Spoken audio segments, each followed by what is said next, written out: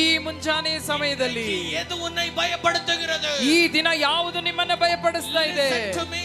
ನಾನು ಹೇಳೋದನ್ನ ಗಮನಿಸಿ. The enemy was surrounded, around, Dothan. ಶತ್ರು ಸಂಪೂರ್ಣವಾಗಿ ದೋತಾನನ್ನೇ ಆವರಿಸಿದನು.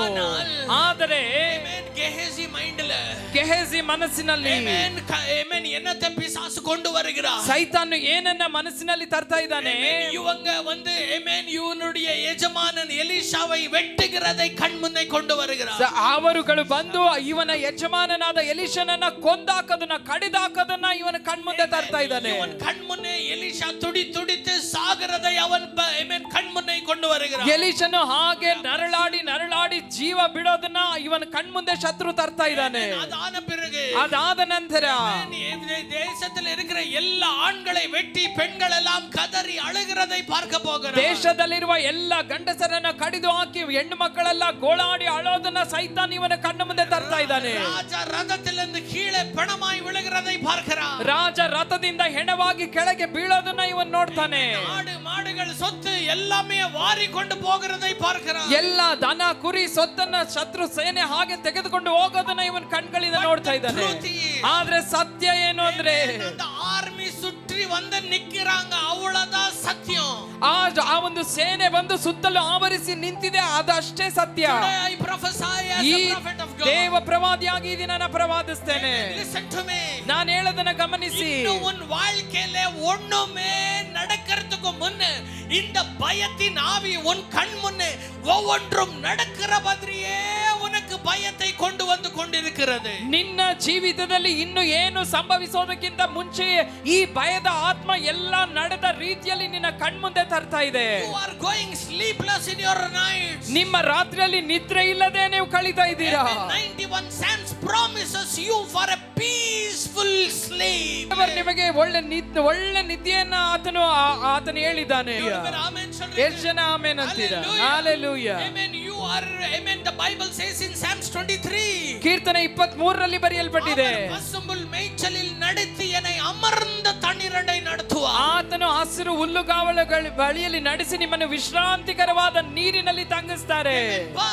ಆದರೆ ಉನಕ್ಕುಳ್ಳ ಪಿಸಾಸು ಭಯத்தை ಉಂಟಾக்குறார். ನಿಮ್ಮಲ್ಲಿ ಸೈತಾನು ಭಯವನ್ನು ಉಂಟು ಮಾಡ್ತಾನೆ. ಉನ್ ರಿಪೋರ್ಟ್ ಏನಮಾಯಿ வரப்போகிறது? ನಿನಗೆ ನಿನ್ನ ರಿಪೋರ್ಟ್ ಹೇಗೆ ಬರ್ತದೋ? இந்த கட்டி இங்க வந்திருக்கிறது. ಯಾಕೆ ಇಲ್ಲಿ ಗೆಡ್ಡೆ ಬಂದಿದೆ? ಅದು ಕ್ಯಾನ್ಸರ್ ಆಗಿರಬಹುದು. ಅದು ಕ್ಯಾನ್ಸರ್ ಆಗಿರಬಹುದಾ? ಥರ್ಡ್ ಸ್ಟೇಜ್ ಆಗಿರಬಹುದು. ಅದು 3ನೇ ಸ್ಟೇಜ್ ಆಗಿರಬಹುದಾ? ಅದು 4th ಸ್ಟೇಜ್ ಆಗಿರಬಹುದಾ? ಹalleluya. ಉನಕ್ಕೆ ವೇಳೆ ನೀ ಎಳೆಂದ್ರು ಬಿಡುವಾಯೋ? ನಿನ್ನ ಕೆಲಸನ ನೀ ಕಳ್ಕೊಂಡು ಬಿಡ್ತೀಯೇನೋ? ಹalleluya.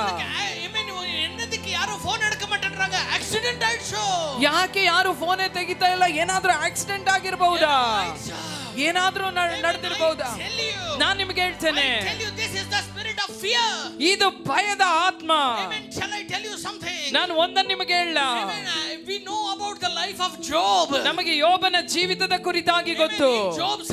ಯೋಬನ ಜೀವಿತದಲ್ಲಿ ಸೈತಾನು ದೇವರಿಂದ ಅನುಮತಿಯನ್ನು ಕೇಳ್ತಾನೆ ಯೋಬನ್ನ ಪರೀಕ್ಷಿಸೋದಕ್ಕೆ.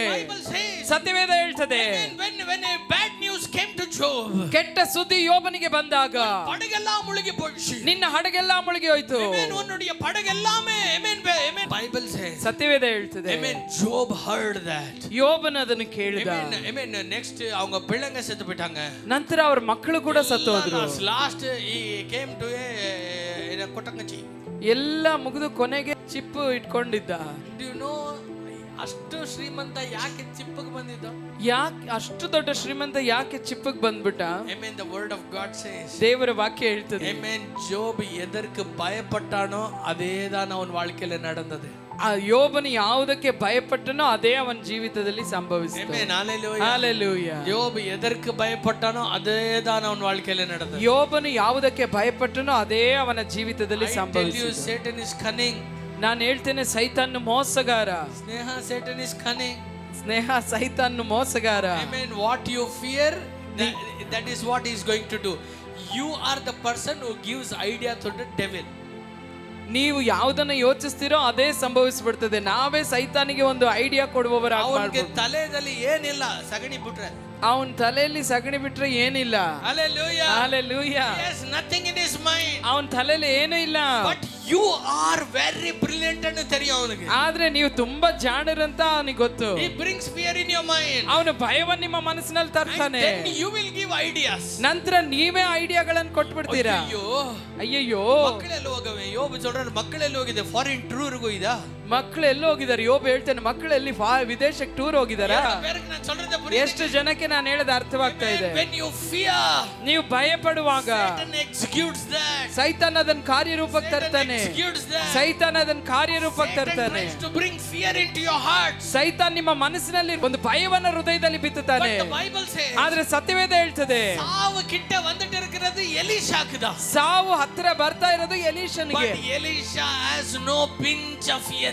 ಆದ್ರೆ ಎಲೀಷನಲ್ಲಿ ಕೊಂಚ ಕೂಡ ಭಯ ಇಲ್ಲ. ಕೊಂಚ ಕೂಡ ಭಯ ಇಲ್ಲ.